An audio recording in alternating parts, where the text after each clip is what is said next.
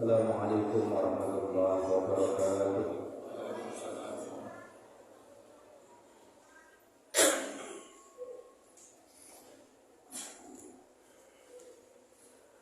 Allahu Akbar.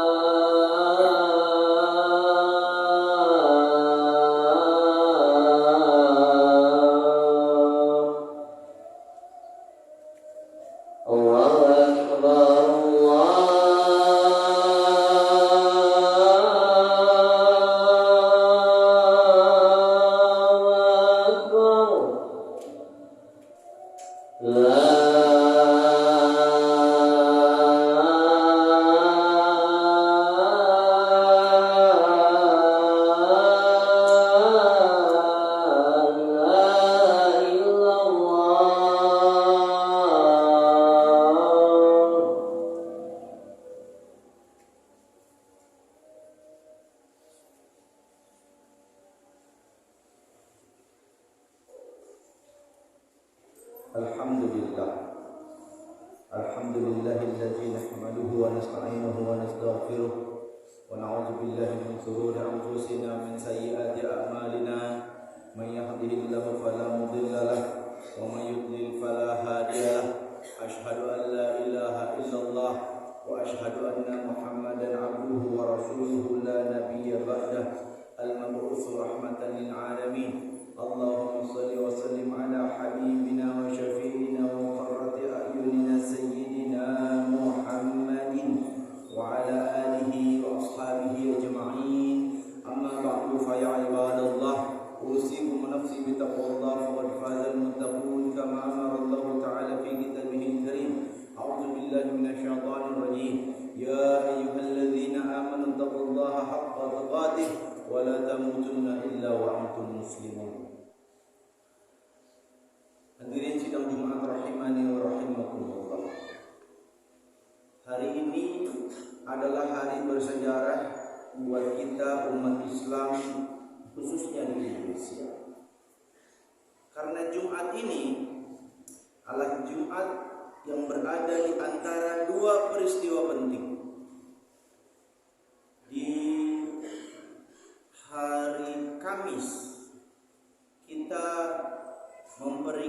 menghadapi sebuah peristiwa besar, mukjizat, salah satu mukjizat Rasulullah Muhammad SAW, yaitu peristiwa Isra dan Mi'rajnya Rasulullah Muhammad SAW.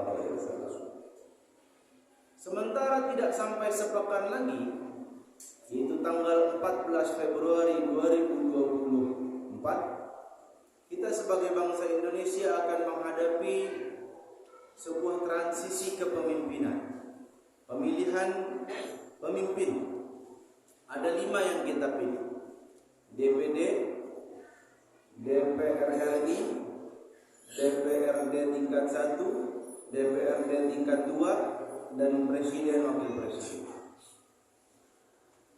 Maka tak berlebihan jika kiranya kita mengambil pelajaran tentang 2 peristiwa besar itu, Isra Mi'raj dan kepemimpinan. Isra Mi'raj adalah sebuah cara dari Allah Subhanahu wa taala untuk menurunkan perintahnya tentang salat.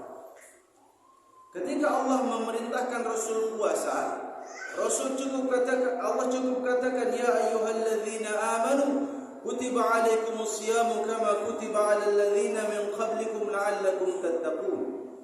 Ketika Allah perintahkan Rasul untuk bayar zakat, Allah cukup perintahkan Rasul dengan ayat Allah ita'iz zakat. Ketika Allah memerintahkan Rasul untuk pergi haji, Allah cukup turunkan ayat. Setiap perintah dan larangan, Allah cukup menurunkan ayat untuk menerangkan kepada Rasulullah Muhammad SAW. Tapi ketika Allah ingin mengajak, untuk mengajari, untuk memberikan syariat tentang salat, maka Allah Subhanahu wa taala tidak mengatakan aqimus shalah semata, tapi Allah mengajak Rasulullah ke langit ke-7, bahkan ke Sidratul Muntaha. Pada satu sisi ini adalah cara Allah menghibur Nabi karena ditinggal mati Siti Khadijah dan pamannya Abu Talib, 2 orang yang sangat mendukung dakwah Rasul. Tapi di sisi lain ini adalah sebuah bentuk pengagungan terhadap sebuah perintah yang namanya sholat. Kalau kita puasa, gak kuat kita puasa, gak apa-apa gak puasa. Sakit, gak mampu kita puasa, ya udah bisa diganti 4.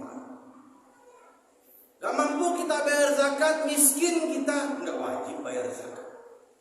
Tapi kalau untuk urusan sholat, mau sakit model apapun, bahkan nauzubillah min zalik, kalau sampai putus tangan dan kaki kita, wajib sholat selama kita masih punya kesadaran. Sholat wajib berdiri, tapi saya gak mampu berdiri, pinggang saya sakit, duduk. Saya gak mampu duduk, punggung saya patah, tiduran, pakai gerakan. Saya gak mampu bergerak, ini tangan saya udah gak bisa bergerak, pakai isyarat. Pakai isyarat juga gak bisa, dalam hati. Dalam hati gak bisa, artinya udah mati, berarti disolatin. Dalam kondisi apapun, wajib sholat. Bahkan kalau kita mengkorelasikan dengan kepemimpinan, ternyata ada korelasinya. Sholat berjamaah yang kita lakukan sekarang ini, itu adalah miniatur bagaimana cara kita mengelola sebuah negara. Kesempatan singkat ini ada 8 poin yang ingin saya garis bawahi. Pertama, orang masuk masjid, gak peduli dari barat, timur, selatan, utara, kalau udah mau masuk masjid, mau mendirikan sholat, wajib ngadep kiblat. Saya dari barat, Pak, ngadep kiblat. Dari timur, ngadep kiblat. Mau dari manapun, ngadep kiblat. Apa pelajarannya? Apapun latar belakang kita, apapun suku kita, apapun ras kita, keluarga kita, partai politik kita, ormas kita, kelompok kita, ketika kita sudah bicara tentang bangsa dan negara, kita punya tujuan bersama. Apa itu? Melindungi segenap bangsa Indonesia dan seluruh tumpah darah Indonesia, memajukan kesejahteraan umum, mencerdaskan kehidupan bangsa, dan ikut melaksanakan ketertiban dunia. Itu tujuan kita bernegara. Yang kedua, Sendal dicopot di luar. Tapi zaman Nabi kan sendalnya dipakai. Iya, sendalnya dipakai karena nggak pakai ubin. Kalau udah pakai ubin, pakai sendal juga, itu namanya ngotorin masjid. Zaman Nabi juga kalau sendal kotor nggak boleh masuk masjid. Apa pelajarannya? Bahwa kita ketika mempunyai latar belakang kepentingan apapun, maka kita harus mendahulukan kepentingan negara daripada kepentingan pribadi kita, daripada kepentingan kelompok kita, daripada kepentingan golongan kita, daripada kepentingan partai kita, daripada kepentingan ormas kita. Itu semangat kebangsaan. Poin ketiga, ketika kita sudah masuk masjid, kita disunahkan sholat tahiyatul masjid, sholat penghargaan memuliakan masjid. Terserah mau bentuknya sholat 2 rakaat atau langsung sholat, karena sholat tahiyatul masjid ini termasuk sholat mutlak. Boleh ikut terhadap sholat yang langsung didirikan, atau boleh sholat 2 rakaat. Kan ini sholat mutlak. Apa pelajarannya? Bahwa ketika kita ada dalam masjid, kita harus sadar bahwa ini tempat yang dimuliakan.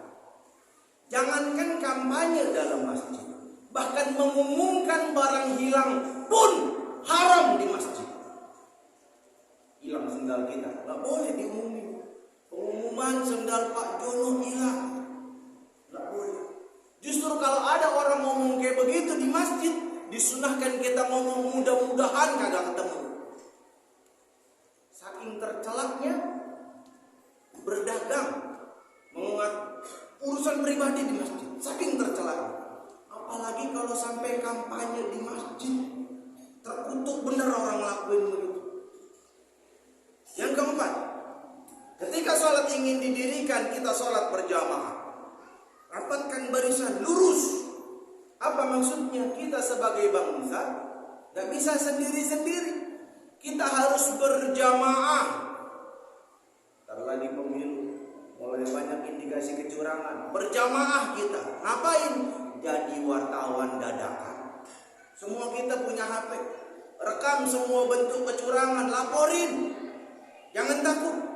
Tiba-tiba habis subuh ada orang serangan pajak. Jangan cuma pakai prinsip terima uangnya, jangan coblos orangnya. Bukan cuma prinsip itu. Terima uangnya, pegang tangannya, bawa kantor polisi. Itu namanya berjamaah. Takut orang juga menyogok kita. Ar-rashi wal murtashi finnar. Orang yang nyogok, orang yang dapat sogokan, dua-duanya masuk neraka. Yang kelima, belajar dari sholat berjamaah. Memilih pemimpin itu hukumnya wajib. Memang dalam konstitusi milih pemimpin itu hak. Boleh dipakai, boleh enggak. Tapi dalam Islam memilih pemimpin hukumnya wajib. Saking wajibnya, 3 orang aja melakukan perjalanan, salah satunya harus jadi pemimpin. Nggak boleh jalan begitu aja. Kalau 3 orang aja harus milih satu pemimpin, apalagi satu daerah, apalagi satu negara, maka memilih pemimpin hukumnya wajib. Yang keenam, apa boleh kita milih asal-asalan? Mau saya milih karena cantiknya, oh karena gantengnya, oh karena gemoy, oh karena gendut, oh karena kurus, oh karena pesek, oh karena palanya botak kayak saya, oh karena gondrong, oh karena... Harus pilih pemimpin yang terbaik, nggak boleh asal-asalan milih. Dalam hadis riwayat Imam Al-Hakim dalam kitab Al-Mustadrak ala Sahihain, beliau mengutip sebuah riwayat di mana Rasul bersabda yang artinya barang siapa di antara kalian memilih seorang pemimpin, padahal kalian tahu ada pemimpin yang lebih baik agamanya, ada pemimpin yang lebih baik akhlaknya, maka kalian telah berkhianat kepada Allah, berkhianat kepada Rasul, dan berkhianat kepada seluruh orang Islam. Ingat fatwa Syekh Yusuf Al-Qaradawi, ketua Persatuan Ulama Sedunia, sebelum beliau wafat. Beliau mengatakan ketika kita ada di TPS, kita mau nyoblos, hakikatnya kita sedang bersaksi di hadapan Allah. Ya Allah, saya bersaksi bahwa calon presiden ini, bahwa orang DPD ini, orang partai ini, caleg ini adalah orang terbaik yang saya tahu ya Allah. Aku tidak tahu semuanya, Engkau Maha tahu, tapi ini yang terbaik yang saya tahu. Coblos. Ketika kita bersaksi palsu, Ketahuilah, saksi palsu adalah min akbaril kabair, salah satu dari 3 dosa besar yang paling besar. Nabi menjelaskan 3 dosa besar yang paling besar. Yang pertama asyirku billah, mempersekutukan Allah dengan sesuatu. Yang kedua, dosa besar yang paling besar adalah durhaka kepada orang tua. Yang ketiga adalah sumpah palsu. Termasuk milih calon, sebenarnya dia bagus sih, cuma mau dikasih duit sama yang ini nih, udah gue pilih. Sumpah palsu. Yang ketujuh, apa bimbingan Islam tentang kepemimpinan? Kalau ternyata pemimpin yang terpilih itu nggak peduli apakah pemimpin itu pilihan kita atau bukan pilihan kita, ketika pemimpin itu salah, wajib ditegur. Siapa yang tegur? Kasih aturannya dalam Islam, orang yang ada di belakang imam. Biar apa? Biar kagak kerok urusan. Coba kalau semua barisan negur, imam baca Al-Fatihah, iyyaka na'budu wa iyyaka nasta'in, langsung siratal ladzina, semuanya protes, imam salah, batal sholat semuanya. Cukup orang yang berilmu negur. Dalam urusan kenegaraan kita siapa? DPR, MPR, para ulama, guru besar. Sekarang ada fenomena puluhan guru besar di seluruh Indonesia. Banyaklah bisa menasehati penguasa agar tidak bersikap licik dan tidak abuse of power, tidak menyalahgunakan kekuasaannya dalam urusan ini. Dan mereka menasehati penguasa agar bisa menjadi teladan sebagai negarawan. Tapi jangan juga sebaliknya. Jangan berlebihan ngeritik, jangan juga berlebihan nggak mau ngeritik sama sekali. Imam kentut diem aja, nauzubillah min dzalik. Yang kedelapan, siapa pemimpinnya harus kita pilih? Majelis Ulama Indonesia nggak pernah nyebut nama, cuma ngasih bingkai koridor. 4 normatif, 4 aplikatif. Yang normatif, pertama, Muslim. Wajib milih pemimpin Muslim selama itu ada pilihannya. 1 non-Muslim, 1 Muslim. Wajib pilih yang Muslim. Sekarang semua pilihan Muslim, alhamdulillah. Berarti yang kedua, soleh. Muslim belum tentu soleh. Bisa jadi Muslim tapi fajir, ahli maksiat. Haram memilih pemimpin yang fajir selama masih ada pemimpin soleh. Apa itu fajir? Begini. Saya kan udah gede. Kalau saya suka nonton video porno, itu urusan saya. Terserah saya, salah saya di mana. Itu fajir. Dia dosa, lalu dia banggakan dosanya itu di depan orang lain. Nauzubillah min dzalik. Fajir, fasik. Gak boleh milih pemimpin. Kullu ummati mu'afak. Semua umatku diampuni illal muhajir, illal mujahirun, kecuali orang yang terang-terangan berbuat dosa. Soleh. Yang ketiga, beriman. Kita wajib milih pemimpin yang beriman. Tawakalnya kepada Allah, bukan tawakal kepada usaha. Kalau tawakalnya kepada Allah, saya berusaha untuk jadi caleg, saya berusaha untuk jadi capres, tapi usaha ini tergantung Allah izinkan atau enggak. Yang begitu yang dipilih. Yang keempat, bertakwa kepada Allah Subhanahu wa taala. Semua dilakukan bukan karena kampanye. Rajin ke masjid emang dasarnya rajin ke masjid, bukan rajin ke masjid bolak-balik cuma nyari suara. 4 yang aplikatif, siddiq, jujur. Haram memilih pemimpin yang tukang bohong. Tahu sering bohong dipilih, haram. Yang kedua, amanah. Haram milih pemimpin yang khianat. Dikasih anggaran sekian buat keroconya, buat kroninya, buat partainya, buat ininya. Tabligh, menyampaikan. Harus pemimpin siap dikulitin isi otaknya. Harus siap didebat di depan publik. Gak perlu pakai rekayasa, gak perlu pakai settingan. Semua orang berhak nanya. Berani gak pemimpin dibegituin? Pilih. Tapi kalau takut-takutan, setiap diajakin debat gak berani, ngumpet. Yang keempat, fatonah, cerdas. Haram memilih pemimpin yang bodoh. Haram. Jangan pemimpin yang bodoh. Kalau imam baca Al-Fatihahnya masih yutakta'u fihi, masih terbata-bata, maka dalam Islam semua itu sudah cukup bagi kita sebagai bimbingan. Semoga Allah Subhanahu wa taala memilihkan pemimpin yang terbaik untuk kita.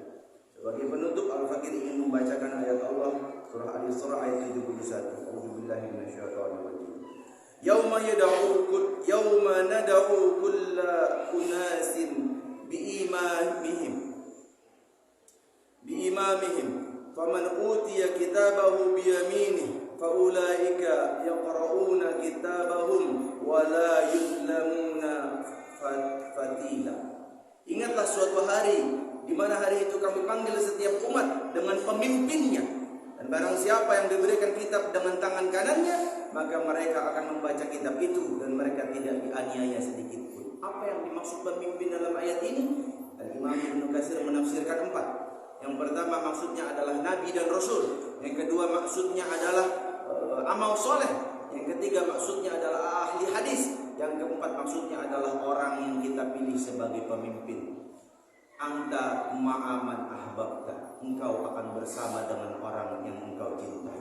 Semoga Allah pilih pemimpin yang terbaik buat kita, dan semoga Allah kasihani kita dengan memilih pemimpin yang menyayangi kita dan kita juga menyayangi mereka. Aku qauli hadza wa astaghfirullah li wa lakum wa lisa'il muslimin wal muslimat wal mu'minin wal mu'minat wa astaghfiru innahu huwal ghafurur.